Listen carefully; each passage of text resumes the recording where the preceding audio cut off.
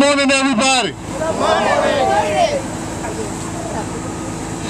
You know, what we've seen here in the city, by the way, I'm a D.C. resident, diagnosed HIV positive a while ago.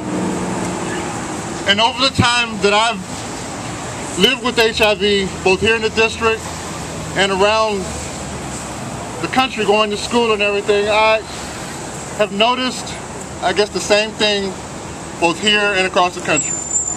People are still dying. People are still fearful and scared.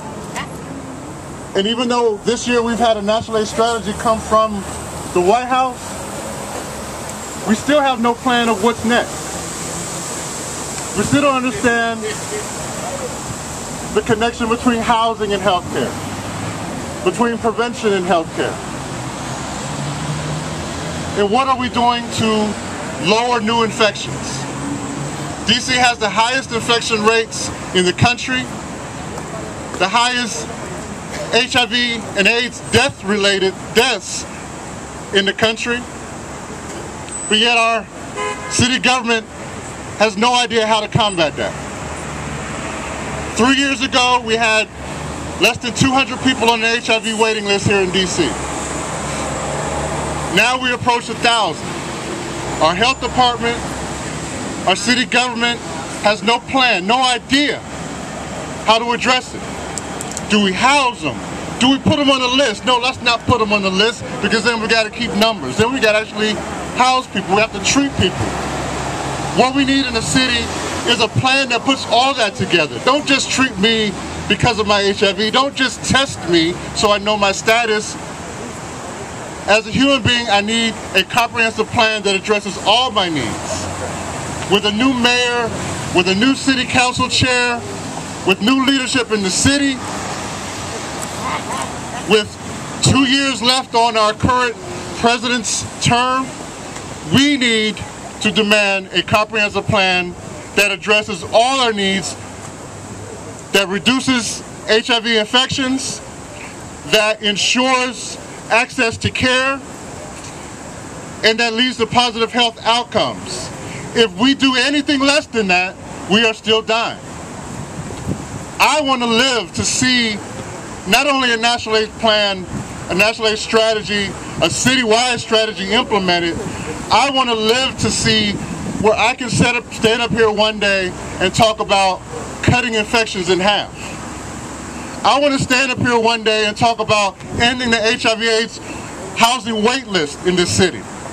I want to talk about how we've eliminated the low-income housing wait list, because we understand that to cure the whole city, you cannot break the backs of the poor. You cannot allow the poor, the marginalized, the people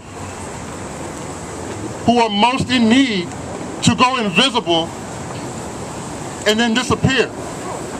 We need a comprehensive plan in the city that addresses all those things, and we need it today. Thank you. So, let's see what's going on in our house over here. We have one of our local developers. Do we have some young people here who are looking for housing? Yes!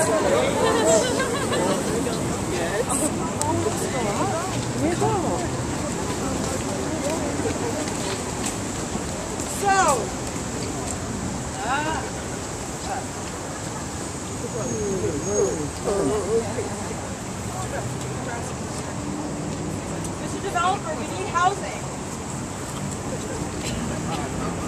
These apartments start at $1,500 a month. But I want a fixed income. I can't afford that. Well, City Council's helped me giving me a big tax break. I'm not going to do anything to help you, and maybe they will.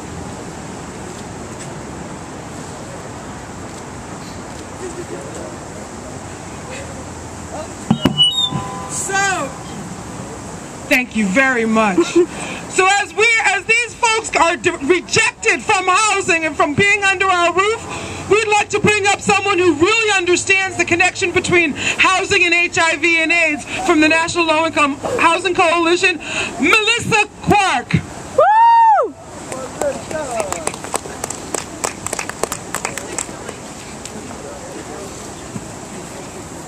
Thanks, everyone. I am here to tell you something you already know, that the reason that so many people with HIV and AIDS are looking for housing has a really, really obvious answer. One, rent is too high for people to afford. In the city of D.C., rents are nearly $1,500 for a 2-bedroom apartment. That's the standard FMR. And you know, that is higher in a lot of areas, depending on what your neighborhood you're in. And so then we've got that, we've got minimum wage at $8.25. And you know how many hours somebody needs to work a week in order to afford that $1,500 on minimum wage? Does anyone have a guess? How many hours a week? Not 80. Higher. Higher. Keep going. 149 hours. That's a lot of hours. So, you know, this translates into somebody needing to earn $28.73 an hour in order to afford that fair market rent in the city of DC. And that's just not realistic. So, you know, for extremely low-income households, so that's people who are earning 30% of area median income, really the rent that they can afford is in the low 700 range.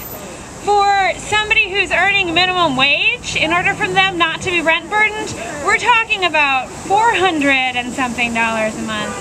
And for somebody on SSI, we're talking half that, $202 a month. So we've got the answer. We know what the question is, we've got the answer. The rents are too high and wages are too low. And so what do we do about that? We need federal funding to cover that wage and housing gap, to build more affordable housing, and to provide vouchers to households so that they can access housing that's more expensive than what they can afford.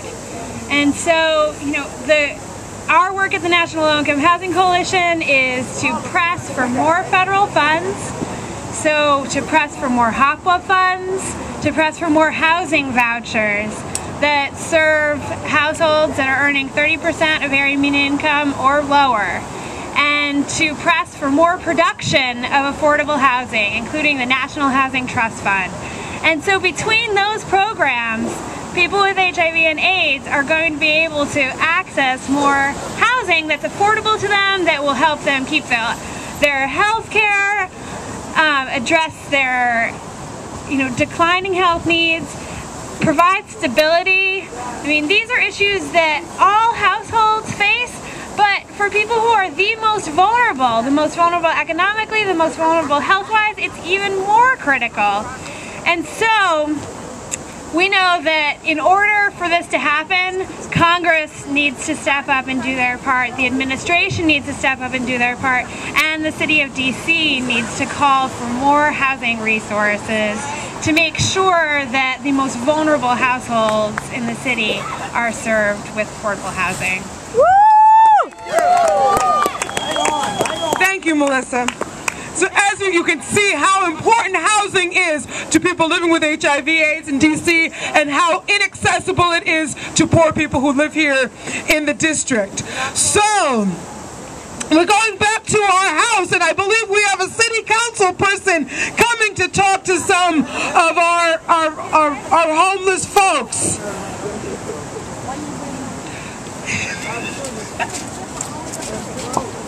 So we have a city council person. What do you want to say to your city council person? Mr. Council Member, we need housing. We are committed to helping you. See this social worker to get an AIDS housing list. Your health is very important to us. And don't forget to vote for me again next year. So now who are you going to go see? We are committed to helping you. See the social worker to get on the AIDS housing list. Your health is very important to us. And don't forget to vote for me again next year. So who do we see coming now?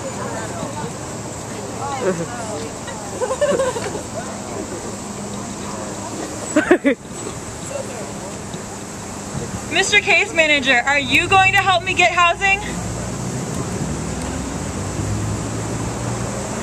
Yes, but I want you to be realistic about your chances of getting housing through this list. There are almost 1,000 people on the HIV AIDS housing waiting list and over 2,500 on the low-income housing waiting list. But we will keep in touch with you while you are on the streets. That's what our people hear. That they are put on the waiting list when they're out in the rain and the cold. That's what they hear, that they can hear from their case manager, because housing just isn't available for our people.